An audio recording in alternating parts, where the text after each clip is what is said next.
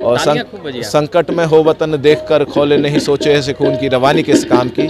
स्वार्थों की चौसर पे हारती जा रही जो स्वाभिमान शून्य जिंदगानी किस काम की। और जिसमें न त्याग देश प्रेम ना ही बलिदान सोचो जिंदगी की वो कहानी किस काम की। और कर्ज निज माटी का चुकाए बिना ढल जाए दोस्तों बताओ वो जवानी किस काम की। नमस्कार, देख रहे हैं झकास भारत और मैं रविकांत। पटना की धरती पर अभी कवि सम्मेलन हो रहा है और गजेंद्र सोलंकी जी जो देशभक्ति गीत लिखने और सुनाने के लिए जाने जाते हैं, अभी यहाँ पर माहौल बना दिए थे। क्या कुछ कहिएगा? नहीं, चंद्रगुप्त साहित्य महोत्सव के सभी आयोजकों को मेरी ओर से बहुत बहुत शुभकामनाएं, क्योंकि इस तरीके के आयोजन जो होते हैं वो समाज में एक रसमयता लाते हैं। एक जो सूखापन होता है ना मन के अंदर, उसको कहीं ना कहीं अपने भावनाओं के प्रवाह को कहीं आधार देते हैं, किनारे बांधने का काम करते हैं साहित्य संस्कृति के प्रवाह का।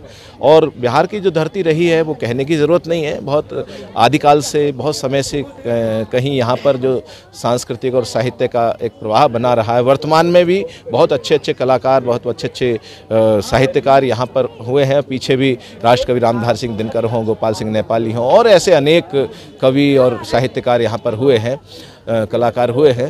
तो इस तरीके के आयोजनों के द्वारा समाज में एक कहीं प्रेरणा मिलती है बहुत सारे लोगों को कि साहित्य संस्कृति के प्रति अपना जो भाव है उसको प्रकट कर सकें। और अब यहाँ साहित्यकारों का सम्मान भी संस्कार भारती और इसके साहित्य चंद्रगुप्त साहित्य महोत्सव के अंतर्गत किया गया, उससे अन्य लोगों को भी प्रेरणा मिलेगी।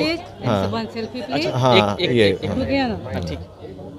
मेरा दूल्हा आ जाएगा तो फिर जी जी नमस्कार। तो अभी युवाओं का रुझान जिस प्रकार से बढ़ रहा है उसको कैसे देखते हैं? हाँ देखिएगा, जो अपनी जो वर्तमान पीढ़ी है, युवा पीढ़ी है, वो अब बहुत सारी चीज़ों को सोशल मीडिया के माध्यम से और अनेक माध्यमों से उसके अंदर एक जागृति तो आ रही है, बहुत सारी चीज़ों को समझ रही है जो पहले नहीं पता चलता था। आजकल कोई जरा सा भी कोई घटना होती है तो तुरंत सोशल मीडिया पर वायरल हो जाती है कोई, तो ऐसे कार्यक्रमों के माध्यम से उस युवा पीढ़ी को भी प्रेरणा मिलती है और वो भी कहीं कुछ अलग से करने के लिए उसको कहीं मनोबल बढ़ता है। तो मुझे लगता है कि इस तरह के आयोजन एक यही नहीं पूरे बिहार में होने चाहिए और पूरे देश में होने चाहिए, जिससे कि हम जो है हमारी जो सांस्कृतिक मतलब भारत को संस्कृति के द्वारा ही पहचाना जाता है। धर्म, अध्यात्म और संस्कृति के द्वारा ही भारत को भारत, जहाँ जहाँ संस्कृति समाप्त हुई, और मैं तो कहता हूँ भारत में एक संस्कृति नीति होनी चाहिए, पूरे भारत में एक संस्कृति नीति होनी चाहिए, क्योंकि भारत तभी तक भारत है जब तक उसकी संस्कृति जीवित है। आपकी देशभक्ति की गीत काफ़ी वायरल होती है गजेंद्र सोलंकी की, उसको युवा लोग आजकल पूरा सुन रहे हैं।